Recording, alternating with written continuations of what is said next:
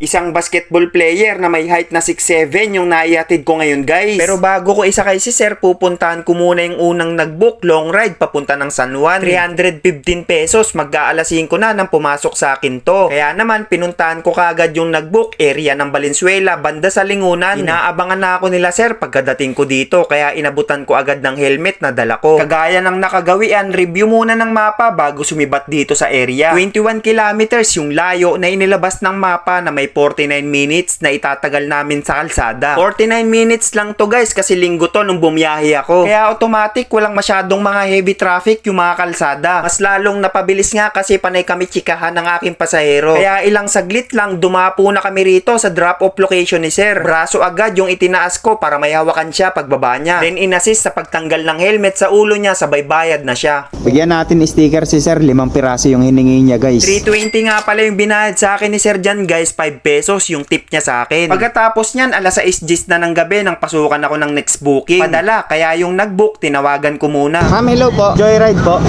Ma'am, tatanong ko lang kung anong klaseng padala. Okay, sige.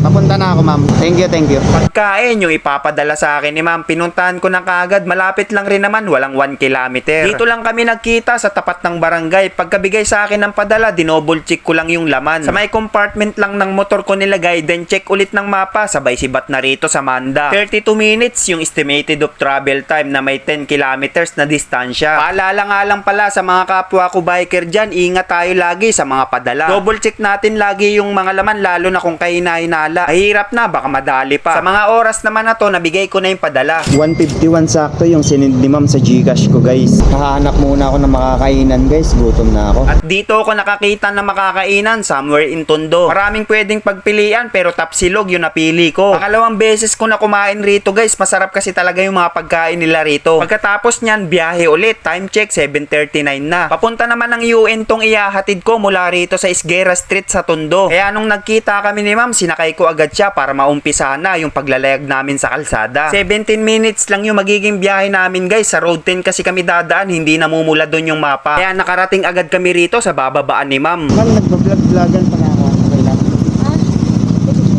Thank you. 100 pesos yung binigay ni ma'am guys, hindi niya nakinuha yung sukli niyang 7 pesos. At yung next booking ko, eto na guys, yung sobrang tangkad na may height na 6'7". Sinabihan ko nga rin pala dito si sir na bago kami umalis, ipacheck muna namin yung gulong. Kaya tumesting muna kami saglit para ma-check. Paps, pacheck nga nung gulong, dapa ba hindi?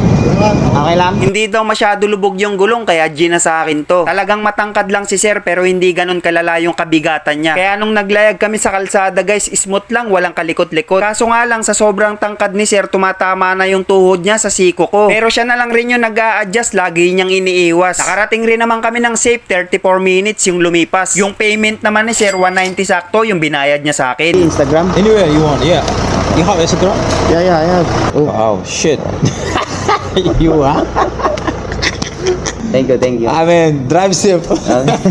You ha? Finalo ko siya sa Instagram, finalo back niya rin naman ako agad. Then ngayon, pang 5 booking naman yung pupuntahan ko, mag-alas 9 na. Dito ko lang sinundo si ma'am sa Quezon City. Yung paghahatiran ko sa kanya, Quezon City lang rin. 6.7 kilometers, malapit lang. 13 minutes lang rin yung travel time. Kaya naman, pagkadating namin ng Mindanao Ab, U-turn lang ako, igilid ko na lang daw, sabi ni ma'am. Pagbaba ni ma'am, binayaran niya ako ng 100 pesos na dapat 92 lang. Bago rin siya umalis, in-inform ko siya na nagbablog-blogan ako. 100 binigay ni ma'am guys, 8 pesos yung tip niya sa akin. Pag complete ko ng trip, may nakita akong joyride biker dito, kaya tinabihan ko. Uminom muna ako ng tubig, maya-maya nakilala ko ni Paps. Tagaplagan kaya ate?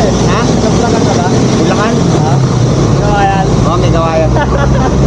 Napapanood daw niya ako guys, kaya binigyan ko siya ng sticker ko. Pangalan mo, Paps. Shoutout natin yan. Aris Ferrer, guys. Then after nyan, sumibat na ako kasi umaksip na ako ng panibagong booking. 72 pesos yung fare, yung pickup niya malapit lang, 650 meters. Dinisinfect ko yung helmet pagkadating ko rito bago ipasuot kay ma'am. Yung mga dala naman ni ma'am, pinalagay niya sa GB box ko. Pati yung bag niya, pinasuyo niya sa harap ng motor ko. Nakakaaliw nga iyang kasto si ma'am kasi machika siya sa daan. Gantong-gantong mga pasahero yung gusto ko, yung para magtropa lang. Bitin nga lang kasi we arrived na in her place. Ay ano yon, ba't may English? Hindi pa yata ako nakaka-recover sa Englisherong angkas ko kanina. 75 pesos yung binayad ni ma'am guys. May tip akong 3 pesos. Thank you sa'yo ma'am. Pagkatapos niya, naisipan ko ng gumapang o magdahan-dahan pa uwi. Ang mga kukunin kong booking na lang ngayon, yung mga malapit sa amin. Kagaya na lang neto, banda rito sa Genti, napahinto ako kasi may pumasok na pamarilaw. Kaso nga lang, nung papunta na ako, biglang kinancel ni passenger. Kaya nagpatuloy na lang ako sa paglalayag sa kalsada pa uwi sa amin. May mga iilan na mga pumapasok pa rin naman na booking kahit papano. Kagaya neto, merong papunta ng Cubao, meron ding papunta ng Quezon City, pati na Botas, meron din. Gusto ko sanang magpa alas 12 o kahit pa alauna. Gaya ng normal na uwi ko pag uuwi na ako. Pero kahit medyo maaga pa ngayon, napagdesisyonan kong umuwi na lang muna. Mas importante at mahalaga kasi bukas yung lakad, moving up na ng anak ko. Para din makapagpahinga ako, maaga rin kasi kami gigising bukas. Pagdating ko nga dito sa amin, may naabutan ako na isang follower na ngayon ay kaibigan na rin natin. Konting chika-chikahan, isa rin kasi siyang joyride biker na bumabakbak tuwing umaga sa kalye. Binigyan ko rin siya ng sticker nung nakaraang gabi nung pumunta siya rito sa amin. Pinasobrahan ko yun kasi bibigyan niya raw yung ibang mga tropa niya. Maraming salamat sa'yo, Paps. Ingat tayo lagi sa kalsada. Pati sa mga followers natin dyan, mag-ingat kayo palagi. Lalong-lalo na sa mga tumatapos lagi ng mga video ko. Sobrang na-appreciate ko yun, kaya sobrang maraming salamat sa inyo. At dahil dyan, for more video, follow pa more.